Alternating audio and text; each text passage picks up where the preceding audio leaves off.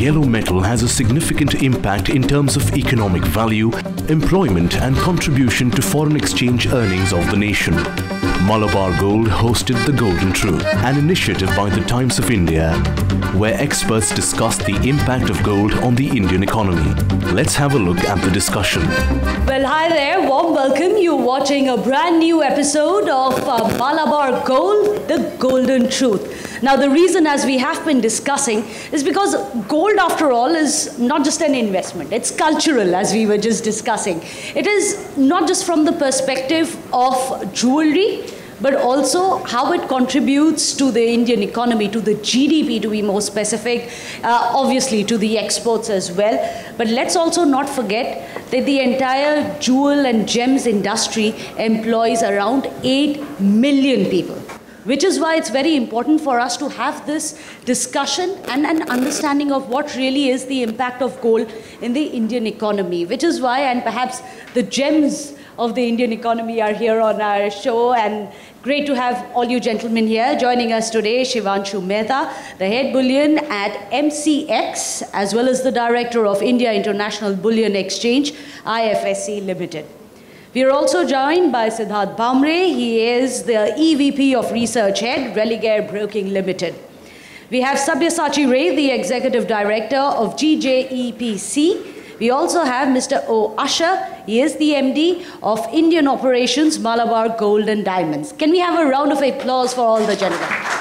It has to be a gold standard of applause. We can surely do better than that. Yes, that's much better now.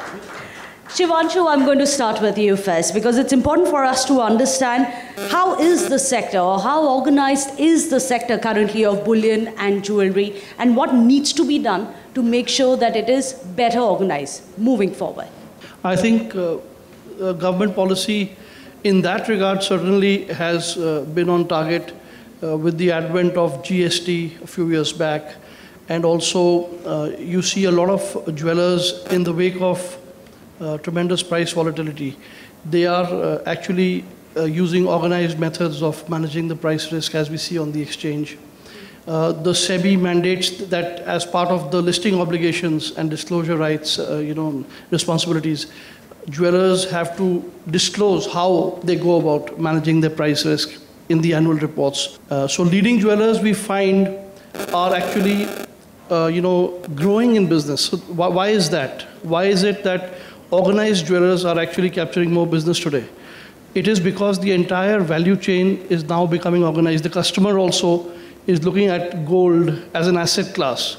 So when you say organized, of course, there are many more avenues other than just jewelry to look at, which are forms of investment. So today, we find that futures, options, even the spot gold contract, which is due to be launched shortly, these are all mechanisms for individual investors to actually invest in gold in a methodical way, to accumulate it, to have an exchange backing of quality assurance, etc., and to go about it in a very organized way. We see this rising of late. It has been rising, yes. Now, Mr. Asha, I must come to you, because there has been a massive push for Make in India gold. We, of course, have a facility now in Telangana, which is going to be producing gold. By what fraction do we expect that this facility is going to help reduce the dependency of gold imports of India? And that has been one of the biggest problems. In line with the Honorable Prime Minister's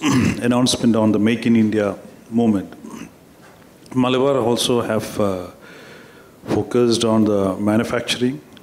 We have started investing in various states, not only in Telangana, even other states. In line with Prime Minister's vision, we have created a slogan called Make in India, Market to the World, because the tradition of Indian culture and the art is reflected in the jewelry, the handmade jewelry or the karigars, what we make, the products we make in India.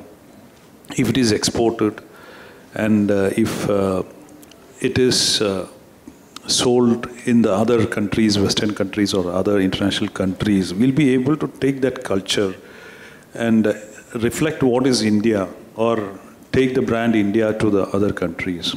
And if you're talking about the Telangana project, it is not only a jewelry manufacturing, we will have a consolidated unit where jewelry manufacturing is there, and also a refinery unit.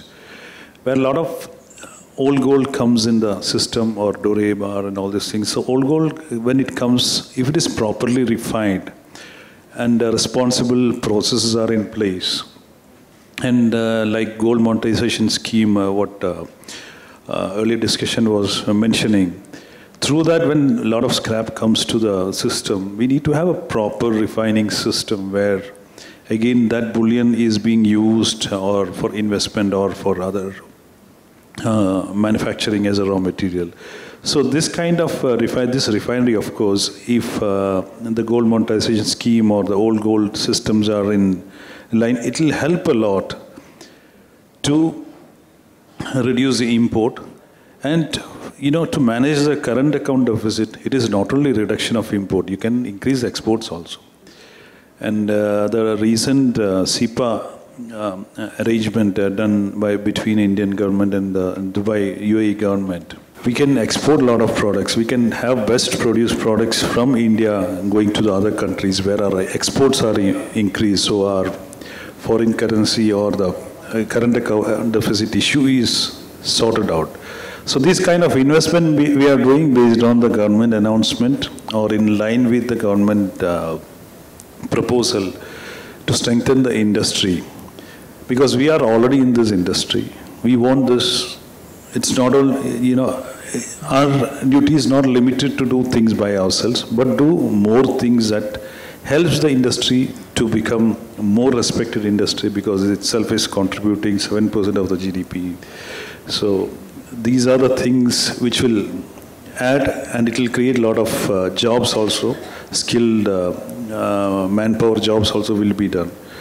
So we are will be having a capacity of around 100 plus tons in this unit, which can refine that much of volume. So of course it will help the exports as well as the process, the old gold coming in the system or the dora bar coming to system in a structured way. You talked about the manpower. How are you ensuring a facility as big as the one that you set up in Telangana? How do you ensure that you have enough skilled labor? How do you upskill the labor industry for that? Of course, training is very important, because there are a lot of people, like you mentioned, 8 million people are there as karigars.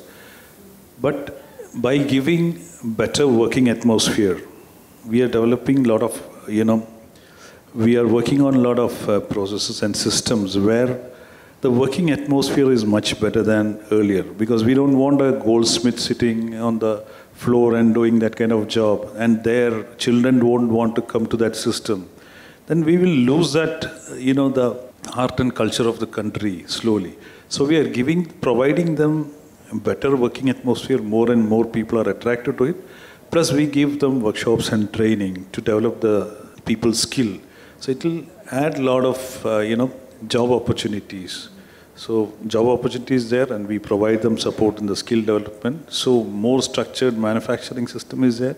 At the same time, there are more skill developed people in the country. And it's interesting because Mr. Asha just spoke about the policies of the government, and which is why, Mr. Ray, I must take it across to you. As we were just discussing, that is a big concern, India's gold imports. What kind of policy steps, market steps need to be taken right now, immediately, to ensure that we try to at least reduce the domestic consumption of gold? You have to all understand, you started this discussion talking that what is the contribution of gold to the economy? What is this industry contributing to the economy? Just in 2019, we had done a research, the Gem and Jewellery Export Promotion Council, through National Council of Applied Economic Research, where they have found out that 1 rupee, which is coming as output from the industry, 4 rupees is going as investment. So the multiplier they have told is 4 in terms of investment to output, and also in terms of employment it is 3. That means if 1 person is employed in the sector, some 3% is getting employed in the allied sectors because of the strong backward linkages. This industry has a very, very strong backward linkages. Now I'll come to why I am telling this. To understand the policy, you have to understand that where from we are coming from, which space we are coming. See, the government of India being a welfare state, they require to employ the people. So this kind of employee-intensive industry, when we talk about leather, when we talk about textiles, we are more employee-intensive as per the study than the leather sector, or to an extent the apparel sector itself, not the textile sector. So we do not have a ministry. So rest of the two sectors are already having guided by the ministry, etc. So in that space, when we are talked, and then right now we have heard that black gold, etc., all these issues we have heard. But yes, what we have to also understand, the entire banking system was controlled in the country through the last maybe 100 years or 200 years by the jewelers. So this we have to understand. So when you are talking about organized or unorganized, so if today the banking system is controlled by the jewelers, we are trying to formalize it, etc., it has to be formalized based on the structure what you are having. You cannot have a structure beyond this structure, and then you try to imbibe in the structure, then there will be resistance into the sector, and that resistance, because the public facing part are the jewelers itself. So if you today, I was studying, we are having more than 19,000 pin codes in our country. So in each pin code you will find a jeweler. I do not know whether you will find a banker in each of these pin codes or not. When you do not have a banker, who are the bankers that we are relying upon? That the jeweler you are relying upon. So that way, whether it is organized or unorganized, the people of the country will decide whether it is organized or unorganized. Now in the policy space, if you look at the government, just now, Nirupama was also there. All of us know that there was a document which is created by Niti Aayog, that how to cash on into this sector and how to see that it will contribute more to the economy. I was just, before coming to this conference, I was just looking at what has been, given there or what is recommended there. I was seeing that most of the recommendation has already been done by the government. One area, I think, where the policy continuously we are talking, one of the areas where that has been recommended, that there should be a policy of taxing this sector.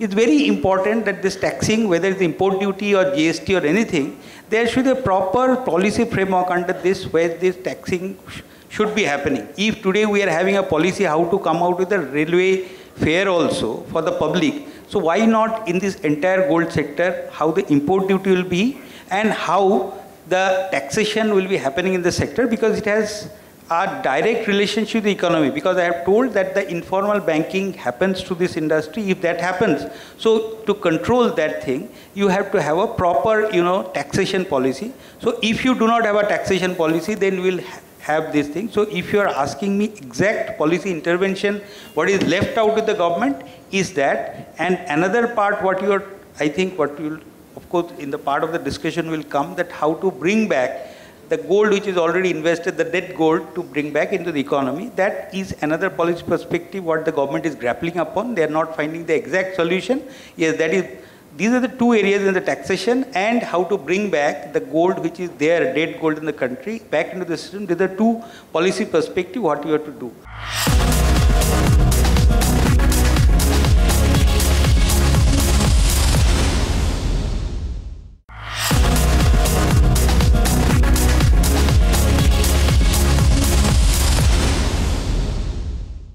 As we were all discussing, everyone's got gold lying around, not at homes, inside lockers most of the time.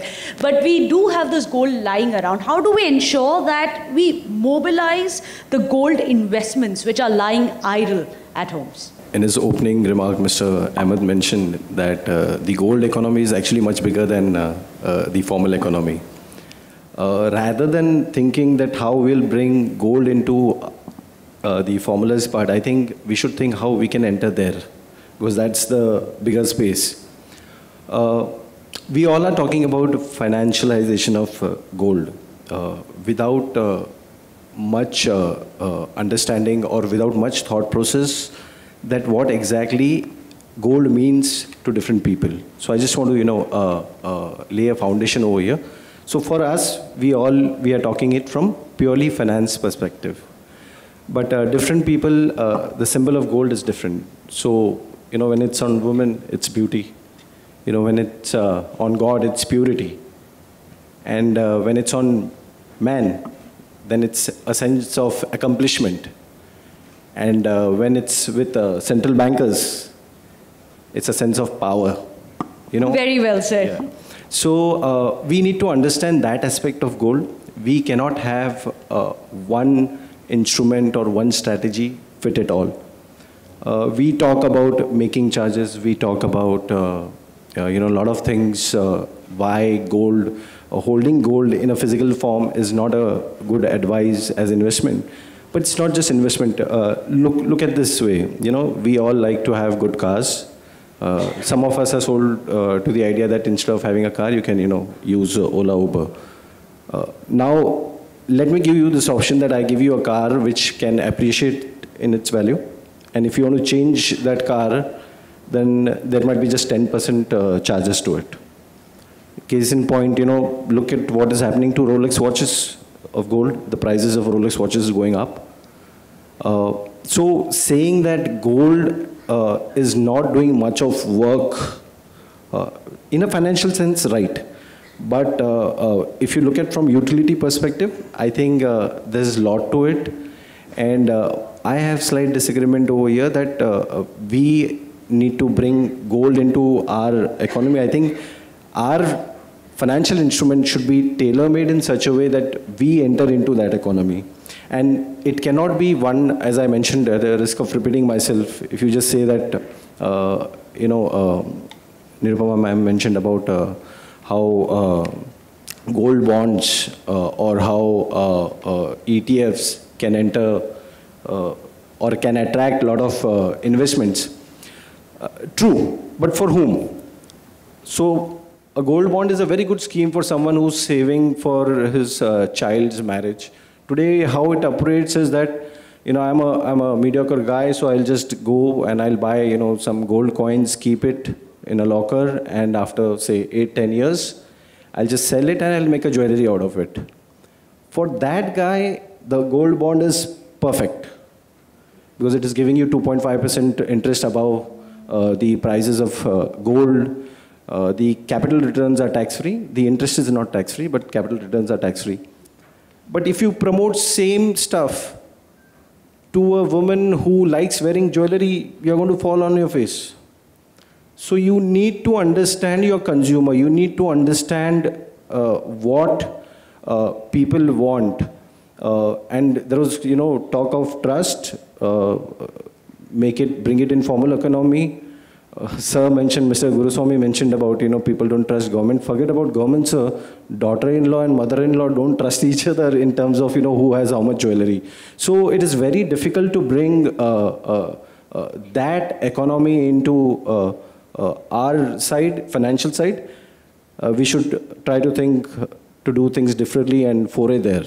So that would be my answer to your question. Now, in that case, Mr. Asha, I'm going to come to you because Kerala, and this is very interesting to see, that Kerala has become the first state to launch uniform gold prices which are based on bank rate. Now, a customer there can go and feel that they have bought gold which is at a reasonable price and in a transparent manner. Is this a good template for the other states to follow as well? Before I talk about the Kerala gold rates being uniform, Malabar group have initiated a drive called One India, One Gold Rate. Presently we have presence in India around 162 stores in India, in different states.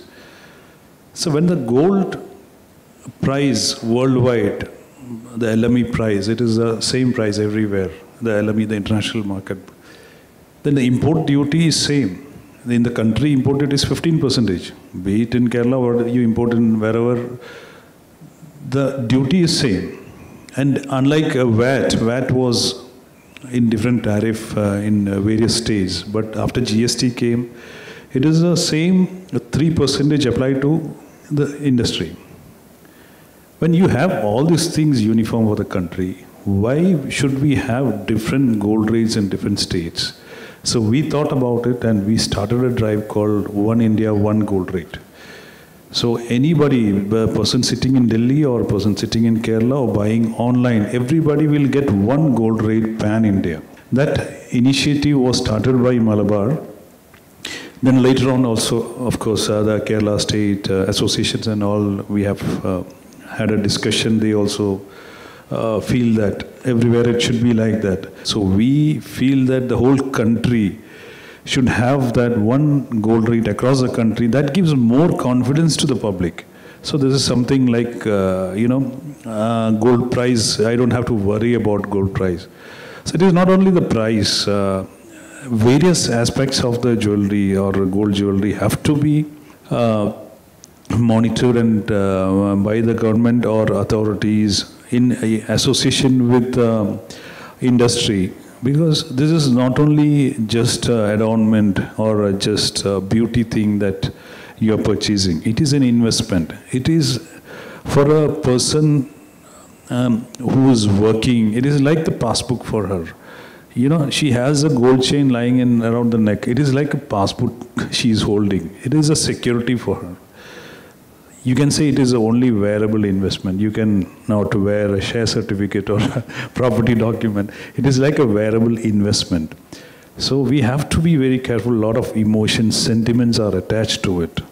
So pricing, while deciding the pricing also, we have to bring that trust. So one gold rate across India is what we are suggesting or what we have implemented, but at least Kerala have that one, but across India we are following one gold rate. Right. So hopefully we are going to be looking forward towards a glittering future for this industry. Thank you so much, gentlemen. As we were just discussing, Mr. Ahmed's also pointed out that gold is more than just an investment, but also, as Siddharth has said, that it is a thing of beauty, a thing of piety. It is also a thing of power. So here's to a more glittering future, which meets everyone's gold standards. Thank you so much, all of you, for joining us, and you gentlemen, for your perspectives.